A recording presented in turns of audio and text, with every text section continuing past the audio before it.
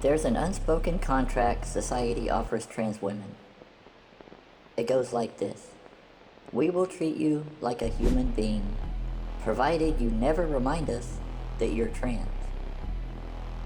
We will allow you to exist as long as you blend in. Of course, you have every right to exist in private. You can have your basic human rights. Just stay out of our bathrooms and know that the way you are is morally wrong and you should be ashamed. We call this passing, but in reality, it's a glass partition. As long as you transition perfectly, quietly, and blend into the background of cisgender womanhood, you are safe. But the moment you speak up, the moment you become visible, the contract is void. Today, we're talking about the high cost of trans visibility and why society's acceptance is often just a demand for our disappearance. Thank you so much for watching, and on with the video.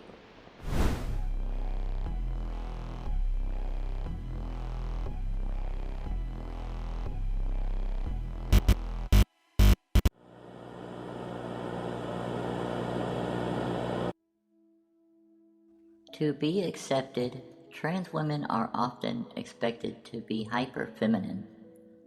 You have to be prettier, softer, and more perfect than the average cis woman just to be granted the same basic respect.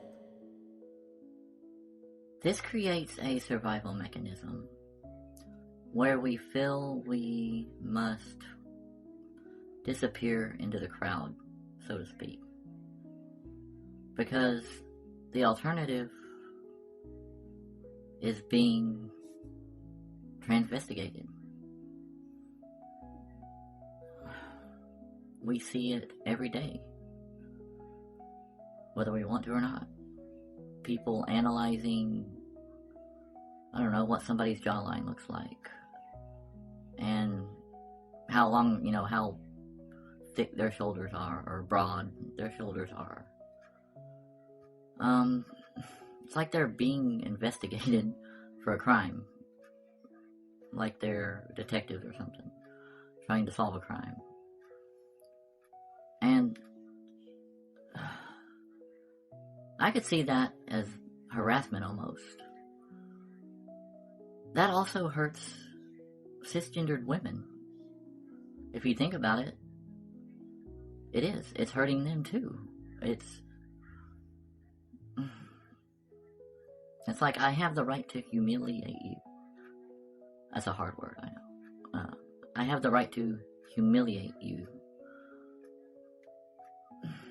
So, what else can we do but stay quiet, right? We gotta stay perfect. We have to be perfect. We have to appear perfect. We have to look perfect. We have to speak perfect. But it's like, perfection is a prison. We're trapped. It's true. The prison of perfection.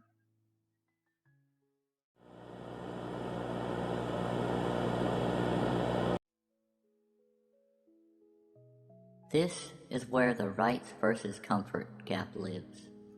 Most people will tell others that they believe in trans rights. They're fine with you having a job or a driver's license, but they aren't fine with you being visible. It's a disconnect, no matter how you look at it. Win, Dixie.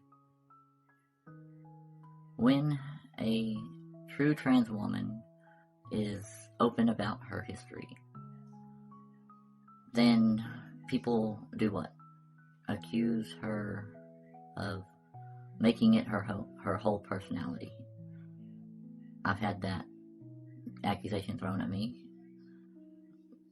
for obvious reasons. My channel is kind of that's like the whole point of my channel is me talking about this stuff, and maybe I do. Maybe I do that. Maybe being trans is a very big part of my personality. But that's only by choice. That's because I'm actually trying to change things in a way, in a sense. I have a message, basically. That's why I'm sitting here doing this right now.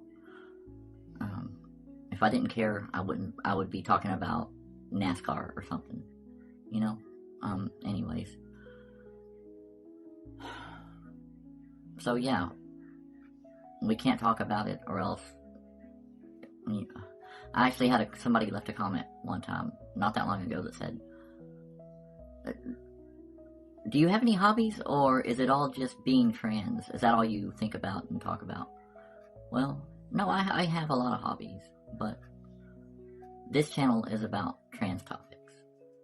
Cis people never have to defend their personality, for the most part, for simply existing.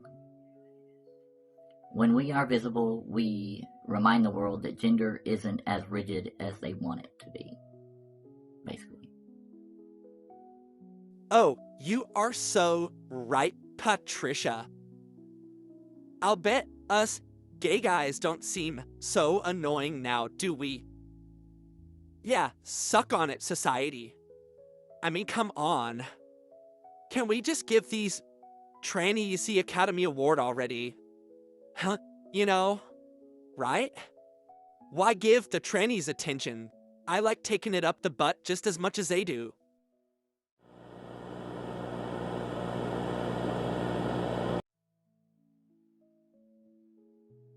What is the personal cost of this quiet acceptance? It's a life lived in a defensive crouch.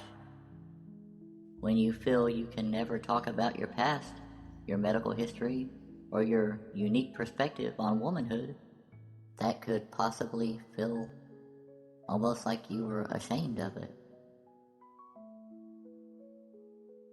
In my opinion, true acceptance should not require a mask. Let me repeat. True acceptance should not require a mask. Those that have no problem wearing the mask, by all means, wear the mask. I myself sometimes it's a big deal to me, sometimes it's not. I guess it all depends. If society only likes the version of us that is indistinguishable from a cisgender woman, the ones that just you don't even know they're trans. They don't look trans, nothing. They don't actually like you, they like the shadow that you're casting. We shouldn't have to be stealth to be safe, because not all trans women have the luxury of looking just like a cis woman. But do they not deserve any respect or dignity just because of their genes, of the way they look? That's where if you don't look like a woman, then you shouldn't really bother becoming one. And this might shock you, but I, in a way, share that sentiment. But I said in a way I share that sentiment. Now, that only applies to people that are just doing it to do it. A true trans person is going to be trans no matter how they look.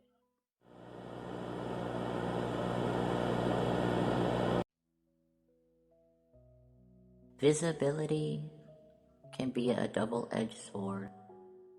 It brings the transvestigators to your door, yes, but it's also the only way to break the class partition. And not all trans women feel this way, I'm convinced of that, and that's okay. in my opinion, as long as we agree to this quiet contract with society, then we confirm the idea that being trans is something to be hidden or ashamed of. By being visible, as yours truly seems to do a lot, by being loud, again, as I do, imperfect, okay, this is just describing me at this point, by being loud, imperfect, and unashamed, all me. And yes, I am reading from a script somewhat for one of the first times, so you're welcome. Anyways, I wrote the script though. We demand a world where good-natured and harmless is enough. Because at the end of the day, I shouldn't have to be a secret, but I'm just joking, guys. I'm trying to lighten the video a little bit. I shouldn't have to be a secret to be a person. And neither should any of my other trans sisters, trans brothers, my anybody, cis people, gay people, anybody. Nobody should have to keep their life a secret unless they want. You shouldn't have to. That shouldn't be the requirement for living with dignity and getting the basic respect that most other people get. Because if you are good-natured, you deserve that. So, if this resonated with anybody, please drop a like, comment. You know the drill. Good night, everybody.